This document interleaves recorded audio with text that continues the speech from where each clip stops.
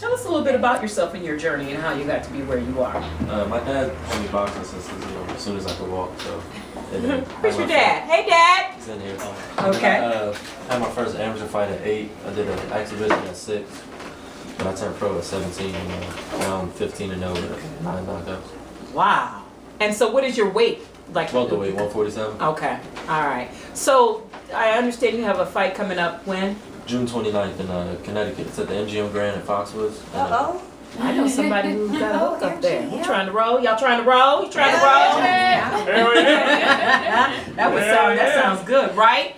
But tell us a little bit about the sport of boxing, because I don't know, these guys are significantly younger than me, so I came up during Muhammad Ali, Mike Tyson, that time. What do you think is the state of boxing right now, and what do you think you're bringing to the table as a professional athlete? Well, like you said, you came up when Muhammad Ali, like everybody used to be all about heavyweights back then. But right. Now I happen to be in the weight class where the money's at. You know, this is where Floyd, Pacquiao, all the big names are in the weight class. So, I'm at the money weight, so hopefully I can. You're trying to make some money. You're trying to make some money. Okay. So what has been your biggest challenger thus far? Like somebody that really gave you a run for your money. I mean, on paper, the last opponent was supposed to be the toughest. You know, he had the best record and everything, but I mean, I handled it pretty well. What you do? How you win?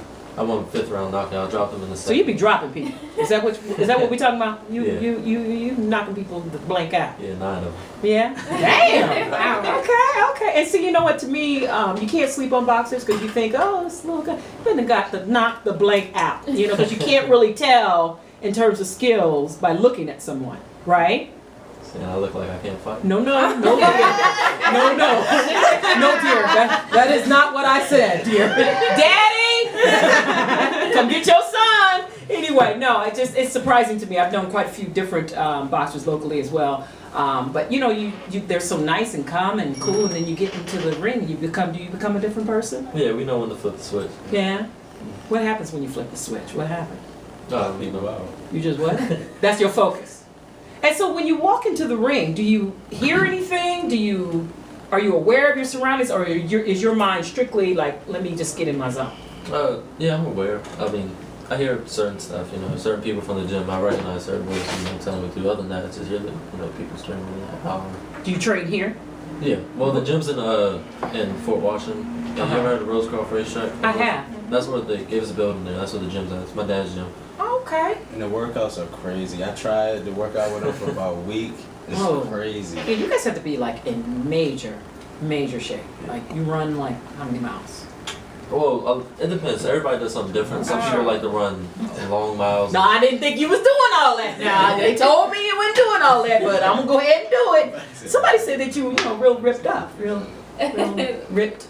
Yeah, we're supposed to see that. Yeah, I mean, I don't know. I just saw it on camera. It looked like I got a phone call here. And so yeah, somebody had said that you were really ripped up in your stomach. I mean, I'm not gonna say that. I'm just saying.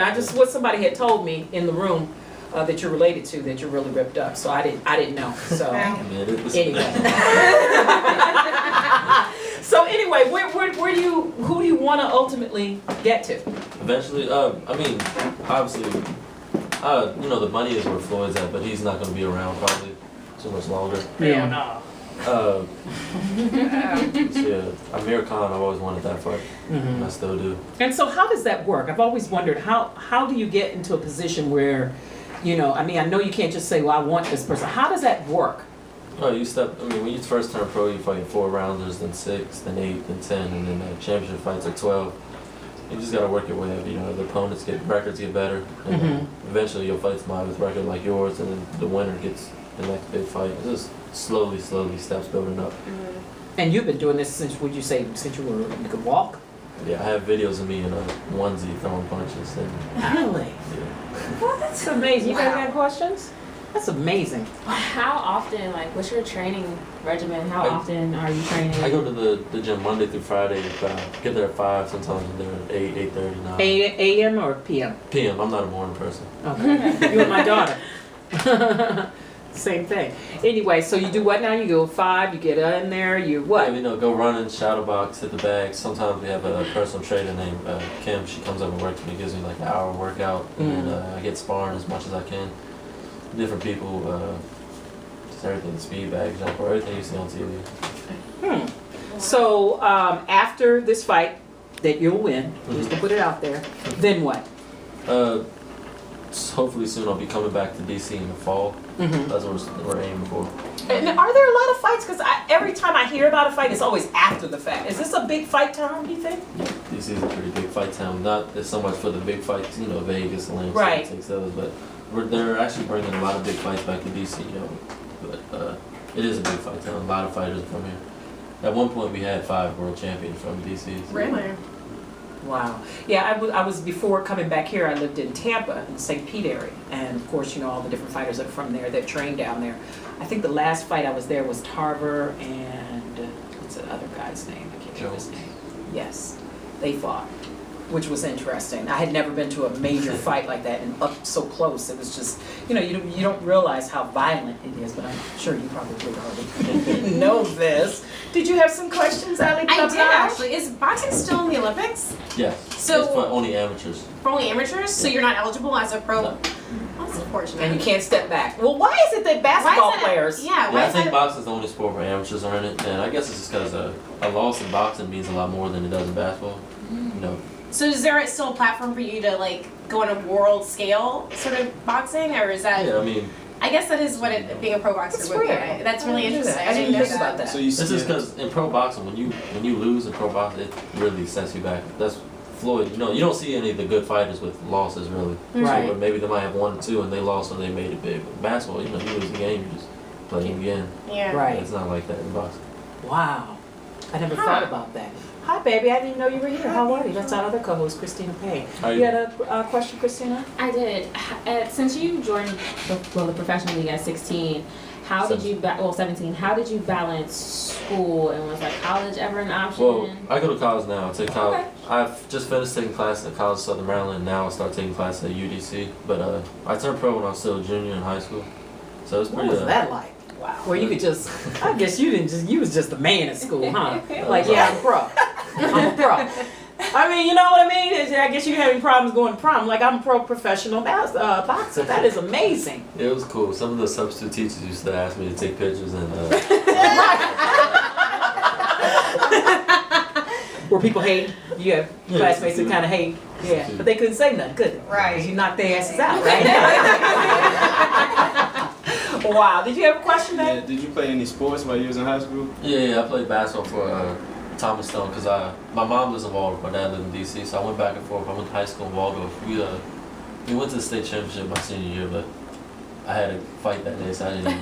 Right. I didn't go. But we lost though, but it was alright. So your focus has always been that. Yeah, it's always been boxing came first, other than the that stuff. So what happens after? Have you thought about that after you're done? What do you think you would? I mean, you'll be like what, 30, if that?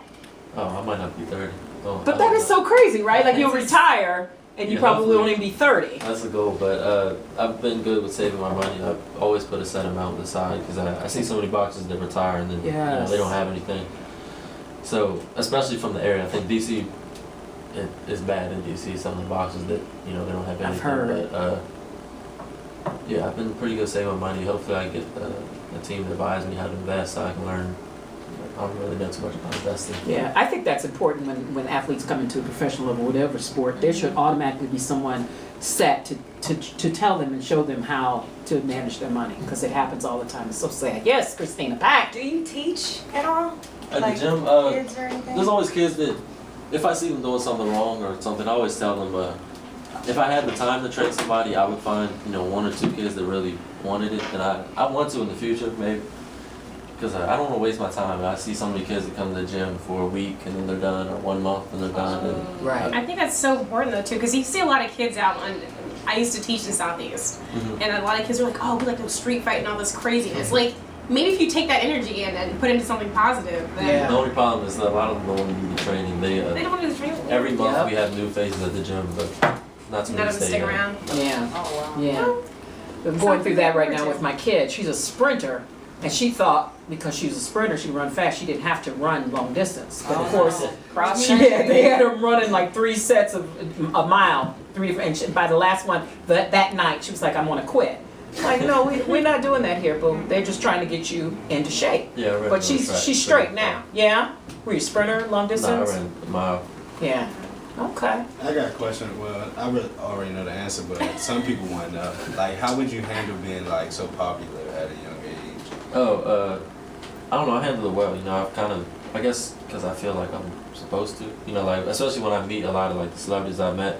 You know, I'm not somebody that gets starstruck or anything. That's good. I feel like it's going to be me. So I don't really I don't geek over anybody. I don't get starstruck. I handle it well. You know, I never not take a picture with anybody. I never not sign an That's autograph for good. anybody that asks. I don't want to That's have good. a bad name out in the public. So Yeah, that's really important, especially when it comes down to endorsements. Again, talk about professional athletes and learning the process of dealing with the media, because it's important. It can really affect your ability to make money if you have a bad attitude, or you're a troublemaker, you're doing things that you're not supposed to be doing. It can truly affect your wallet. So having that good image is important. Especially being young and the profession that you're in. I mean, a boxer, I guess, would have sort of like a different perception. Like, he's not such an